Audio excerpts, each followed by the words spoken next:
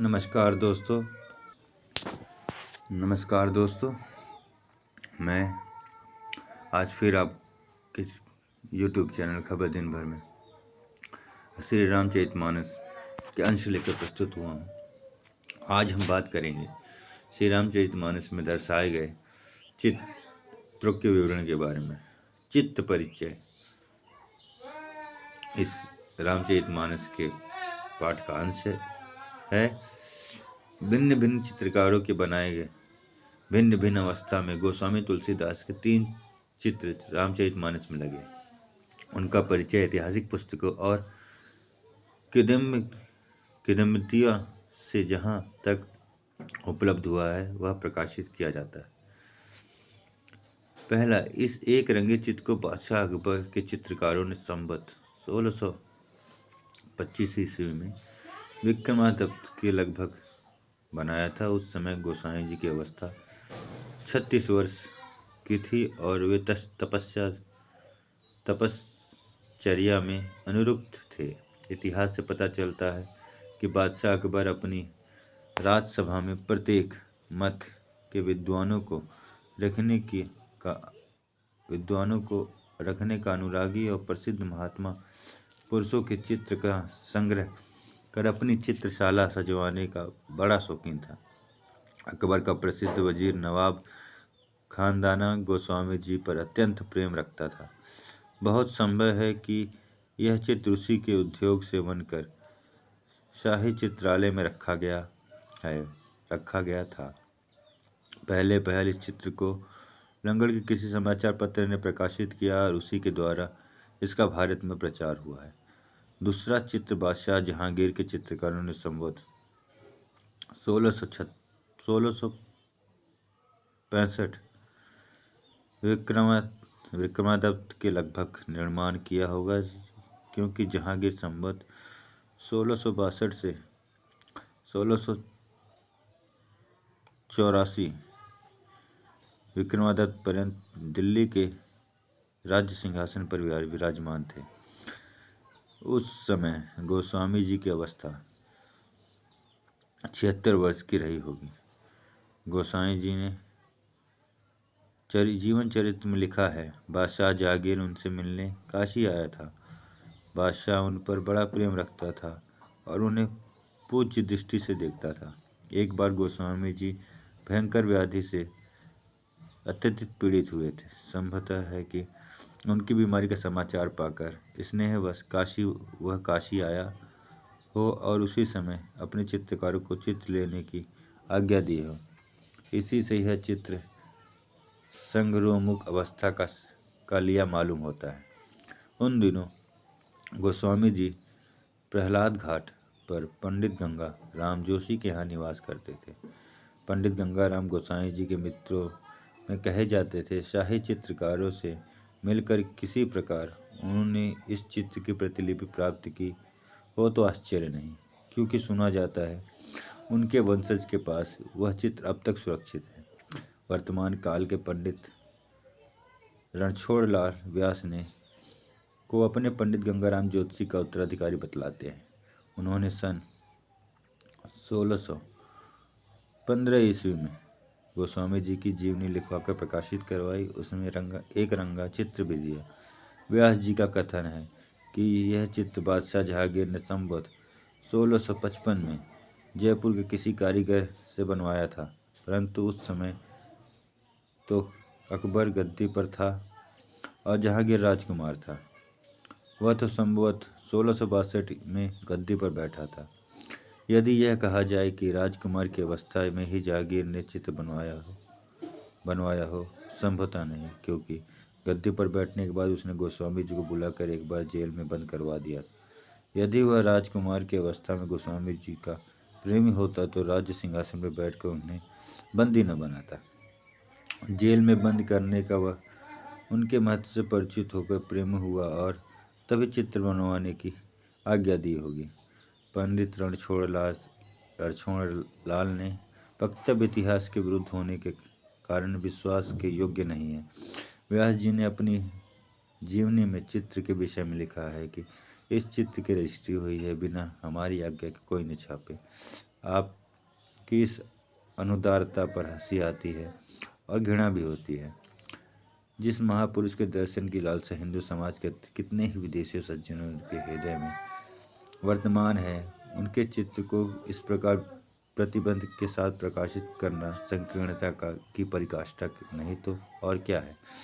काशी नगरी प्रचारणी सभा के सहस्त्र धन्यवाद को काशी नगरी प्रचारणी सभा को सहस्त्र धन्यवाद कि उसने चित्र को चतुर चित्रकार के द्वारा रोगीपन द्वारा दोष कराकर बड़े साहस में प्रकाशित किया।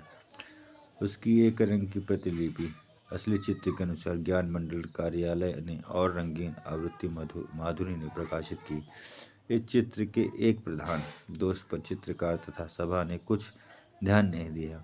वह दर्शकों के लिए भ्रमोत्पादक हो सकती है। सिर पर शिखा और छोटे छोटे बाल दिखाए गए हैं, वे ऐसे जान पड़ते हैं मानो गोस्वामी जी फूलदार कम टोप दिए हों। गोस्वामी जी वैष्णव थे। वैष्णव में बहुत काल से यह रीति प्रचलित है कि वे या तो शिखा के अतिरिक्त सिर पर दाढ़ी और मूछ के बाल साथ ही बनवाते हैं और रखते हैं, तो वो सब साथ ही, जैसा कि गोस्वामी जी का प्रथम चित्र है। जब दाढ़ी मूछ और बाल की खूंटियाँ नहीं हैं, तब सिर पर उन्हें दिखाना अनैतिक है और असली चित्र में ऐसा प्रकट नहीं होता।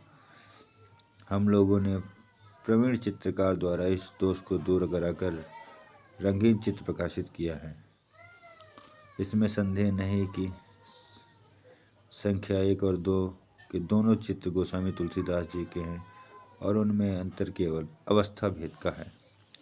तीसरा चित्र प्रियसेन साहब के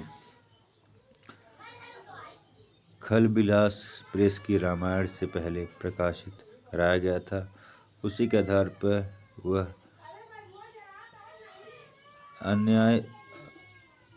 अन्याय प्रेसों में भी मुद्रित हुआ। यह उस ऊपर के दोनों चित्रों से ठीक मिलता नहीं। इसके कल्पित होने का संदेह होता है, किंतु प्रियवर्सन साहब की खोज सर्वथा उपेक्षणीय नहीं है। कदाचित 90 वर्ष की उम्र में अत्यंत वृद्धावस्था के कारण शरीर स्थल हो गया हो, उस समय का चित्र ले गया है, इससे मिलान न होता। आज श्री रामचरितमानस के अंश में आपने श्री रामचरितमानस के चित्र परिचय के बारे में सुना। आगे हम विद्वानों की सम्मतियाँ के बारे में बात करते हैं। रामचरितमानस की टीका के संबंध में कतिपय प्रसिद्ध हिंदी अंग्रेजी के समाचार पत्रों और विद्वानों में समितियों का सार है। आज दैनिक काशी टीका अच्छी हुई है और अपनी कुछ विशेषता भी रखती है। इसमें छेपक का नाम नहीं है। इस टीका की भाषा भी बहुत शुद्ध और वर्तमान हिंदी है। अर्थ सरल रखा गया है। क्लिष्ट कल्पना या आडंबर से काम नहीं लिया गया है। अर्थ के साथ अलंकार दिया है, जो कविता प्रेमी और ऊंचे दर्जे के छात्रों के लिए अधिक उपयोगी है। सारांश यह सटीक रामचरितमानस प्राय हर तरह से अच्छा है और संग्रह करने योग्य है। भारत मित्र दैनिक कलकत्ता। रामचरितमानस की सरल अर्थ और टीका का बहुत सा अंश हम देख गए। हमारी सम्मति से यह टीका प्रमाणित और बहुत उपयुक्त हुई है। टीकाकार ने इस टीका के लिखने में जो परिश्रम किया है वह पूर्ण सफल हुआ है और ऐसी सुंदर टीका से रामायण के प्रेमियों का उपकार अवश्य भावी है। यह सर्वसुंदर ग्रंथ लोकदार का पात्र और सर्वथा ग्रहण योग्य है। विश्वामित्र दैनिक कलकत्ता।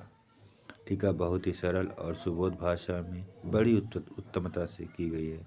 इसे पढ़कर चित्त बड़ा प्रसन्न होता है। टीकाकार को अपने कार्य में पूर्ण सफलता प्राप्त हुई। लीडर दैनिक प्रयाग।